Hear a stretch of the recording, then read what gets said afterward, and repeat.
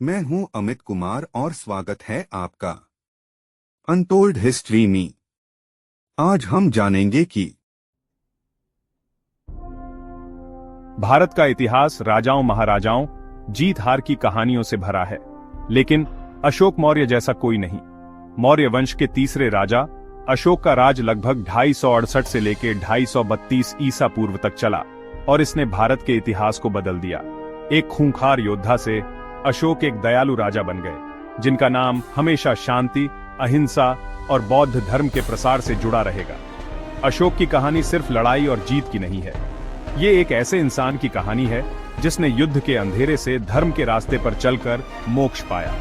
उनके विशाल साम्राज्य में हर जगह पत्थरों और स्तंभों पर लिखे उनके आदेश एक ऐसे राजा की गवाही देते हैं जो सिर्फ ताकत से नहीं बल्कि सिद्धांतों से राज करना चाहता था। अशोक का जन्म एक ऐसे परिवार में हुआ था जो ताकत और महत्वाकांक्षा से भरा था। उनके दादा चंद्रगुप्त मौर्य ने मौर्य साम्राज्य की नींव रखी थी, जिसने प्राचीन भारत के राजनीतिक और सांस्कृतिक परिदृश्य को आकार दिया। अशोक के शुरुआती जीवन के बारे में ज्यादा जानकारी नहीं है। जो भी हम जानते हैं वो बाद के ग्रंथों और शिलालेखों से पता चलता है। मुझे युद्ध कला और राजकाज में प्रशिक्षित किया गया था। छोटी उम्र से ही मुझे सत्ता संभालने के लिए तैयार किया गया था। कहानियों में मेरे योद्धा कौशल के बारे में बताया जाता है, एक ऐसा कौशल जिसने आने वाले वर्षों में मेरी अच्छी सेवा की। हालांकि उनकी शिक्षा केवल सैन्य रणनीति तक ही सीमित नहीं थी। वे उस समय प्रचलित विभिन्न दार्शनिक और धार्मिक शिक्षाओं से अवगत थे, जिसने उनके बाद के परिवर्तन के लिए बीज बोए। उनके पिता बिंदुसार की मृत्यु के बाद अशोक राजगद्दी पर बैठे। उस समय दरबार में कई षड्यंत्र और सत्ता संघर्ष चल रहे थे।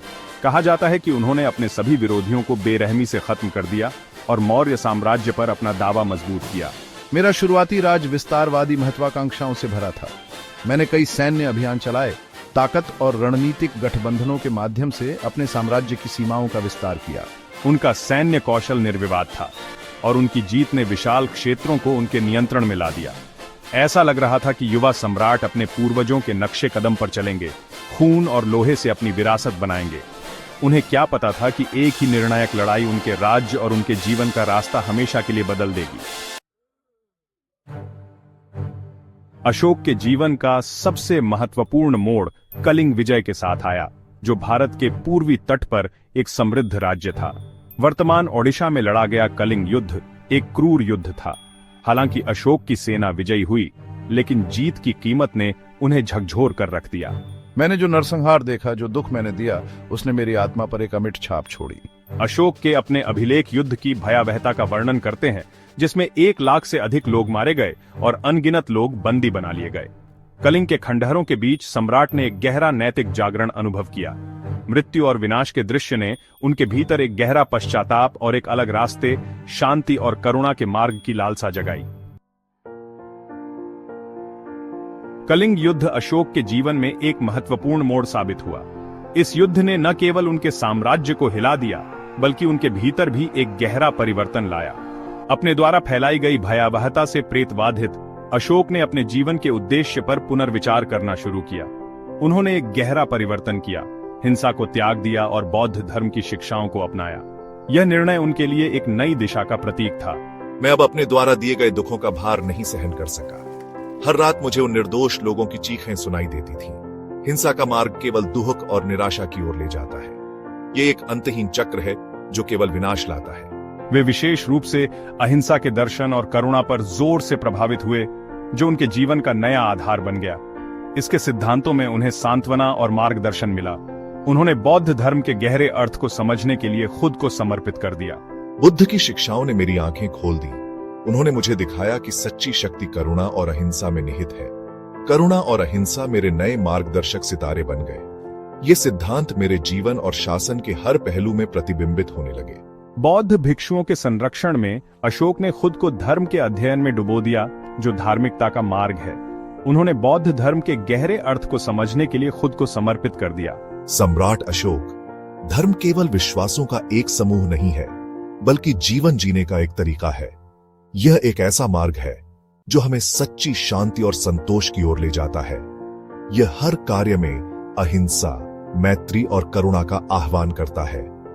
यह हमें सिखाता है कि सच्ची शक्ति करुणा और दया में निहित है।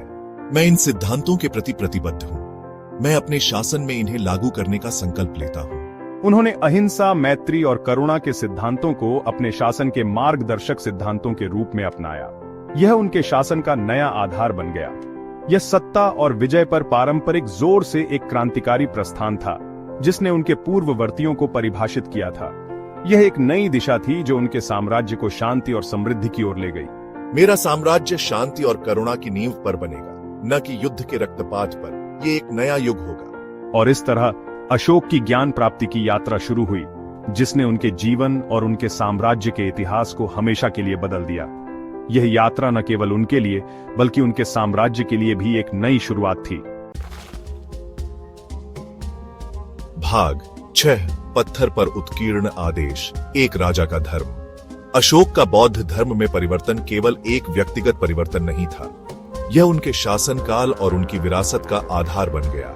उन्होंने बुद्ध की शिक्षाओं का प्रचार करने का एक मिशन शुरू किया, बलपूर्वक नहीं, बल्कि अनुनय और उदाहरण के माध्यम से। उनकी सबसे स्थायी विरासत उनके शिलालेखों में निहित है, जो उनके पूरे साम्राज्य में स्तंभों और चट्टानों पर उकेरे गए हैं। विभिन्न क्षेत्रीय भाषाओं में लिखे गए ये शिलालेख सम्राट और उनकी प्रजा के बीच सीधे संचार के चैनल के रूप में कार्य करते थे। उन्होंने अशोक की नीतियों, उनके नैतिक सिद्धांतों और एक न्यायपूर्ण और करुणामय समाज के लिए उनके दृष्टिकोण को व्यक्त किया। शिलालेखों ने अहिंसा और धार्मिक सहिष्णुता को बढ़ावा देने से लेकर लोक कल्याण और सामाजिक सद्भाव को प्रोत्साहित करने तक कई विषयों को कवर किया। भाग 7, सम्राट का खाका प्रशासन और सार्वजनिक कार्य। धर्म के प्रति अशोक की प्रतिबद्धता उनके व्यक्तिगत विश्वासों और धार्मिक घोषणाओं से आगे बढ़ी। इसने शासन और प्रशासन के प्रति उनके दृष्टिकोण को आकार दिया। अशोक ने अपने शासनकाल में धर्म और प्रशासन को एक साथ जोड़ा। उन्होंने अपनी प्रजा के जीवन को बेहतर बनाने के उद्देश्य से कई सुधारों को लागू किया, चाहे उनकी सामाजिक स्थिति या धार्मिक विश्वास कुछ भी हो। अशोक ने सभी वर्गों के लोगों के लिए समान अवसर सुनिश्चित किए। व्यापार और संचार को बढ़ावा देने में बुनियादी ढांचे के महत्व को पहचानते हुए अशोक ने सार्वजनिक कार्यों की परियोजनाओं में भारी निवेश किया। उन्होंने सड़कों, पुलों और जलमार्गों का निर्माण करवाया। उन्होंने अपने पूरे साम्राज्य में सड़कों, कुओं, विश्राम गृहों और अस्पतालों के निर्माण का आदेश दिया, यह सुनिश्चित करते हुए कि उनकी प्रजा के पास आवश्यक सुविधाओं तक पहुंच हो। उनके शासनकाल में न केवल मनुष्यों के लिए बल्कि जानवरों के लिए भी अस्पतालों की स्थापना देखी गई, जो सभी जीवित प्राणियों के प्रति उनकी गहरी करुणा का प्रमाण है। अशोक ने अपने शासनकाल में करुणा और सेवा का एक नया मानक स्थापित किया। भाग 8, युगों से गूंजती अशोक की प्रतिध्वनि, विरासत और प्रतीक। उनके शासनकाल के सदियों बाद अशोक की विरासत गूंजती रहती है। उन्हें उनकी सैन्य विजयों के लिए नहीं बल्कि उनके परिवर्तन और शांति, अहिंसा और धार्मिक शासन के प्रति उनकी अटूट प्रतिबद्धता के लिए याद किया जाता है। भारत, पाकिस्तान, नेपाल और अफगानिस्तान में बिखरे हुए उनके शिलालेख, उनके दृष्टिकोण और भारतीय इतिहास के प्रक्षेप वक्र पर उनके प्रभाव की स्थायी याद दिलाते हैं। स्वतंत्र भारत का प्रतीक अशोक चक्र उनके स्थायी प्रभाव का प्रमाण है। सारनाथ में अशोक के स्तंभ की सिंह राजधानी से लिया गया पहिया धर्म चक्र का प्रतिनिधित्व करता है, जो न्यायपूर्ण शासन और बौद्ध शिक्षाओं के प्रसार के प्रति उनकी प्रतिबद्धता का प्रतीक है। भाग 9, एक यादगार शासनकाल, अशोक का स्थायी प्रभाव। अशोक का शासनकाल भारतीय इतिहास में एक महत्वपूर्ण मोड़ था, जिसने न केवल राजनीतिक और क्षेत्रीय महत्व को परिभाषित किया, बल्कि इसके नैतिक और सांस्कृतिक परिदृश्य को भी गहराई से प्रभावित किया। उनके शासनकाल के दौरान भारत ने एक नई दिशा में कदम रखा, जिसमें नैतिकता और आध्यात्मिकता का महत्व बढ़ गया। अशोक ने अपने शासनकाल में नैतिक और आध्यात्मिक मूल्यों को बढ़ावा दिया। बौद्ध धर्म को अपनाने और इसकी शिक्षाओं का प्रचार करने के उनके अथक प्रयासों ने न केवल भारत में बल्कि उसकी सीमाओं के बाहर भी धर्म के भविष्य को आकार देने में महत्वपूर्ण भूमिका निभाई। उनके प्रयासों ने बौद्ध धर्म को एक वैश्विक धर्म बना दिया। अहिंसा, करुणा और धार्मिक शासन पर उनका जोर, जो आज भी प्रासंगिक है, नेताओं, विचारकों और कार्यकर्ताओं की पीढ़ियों को प्रेरित करता रहता है। उनकी शिक्षाएं आज भी समाज में नैतिकता और करुणा के महत्व को रेखांकित करती हैं। अशोक की कहानी पश्चाताप की परिवर्तनकारी शक्ति, करुणा की स्थायी ताकत और एक अधिक न्यायपूर्ण और मानवीय दुनिया के निर्माण की संभावना का प्रमाण है। उनके जीवन ने दिखाया कि कैसे एक शासक अपने कार्यों से समाज को बदल सकता है। उनकी विरासत एक प्रकाश स्तंभ के रूप में कार्य करती है, जो हमें याद दिलाती है कि सच्ची महानता सत्ता की खोज में नहीं, बल्कि मानवता की सेवा और धर्म की खोज में निहित है। अशोक का जीवन और उनकी शिक्षाएं हमें यह सिखाती हैं कि सच्ची शक्ति और महानता करुणा और सेवा में है। उनकी कहानी हमें प्रेरित करती है कि हम भी अपने जीवन में नैतिकता और करुणा को अपनाएं और एक बेहतर समाज का निर्माण देखने करें। के लिए धन्यवाद। और आगे ऐसी ही वीडियो देखने के लिए मेरे चैनल को सब्सक्राइब करें और लाइक करके हमारा उत्साह जरूर बढ़ाएं और अपने दोस्तों के साथ ज्यादा से ज्यादा शेयर करें। और मैं अमित कुमार ऐसे ही मजेदार वीडियो लाते रहेंगे। बहुत बहुत धन्यवाद।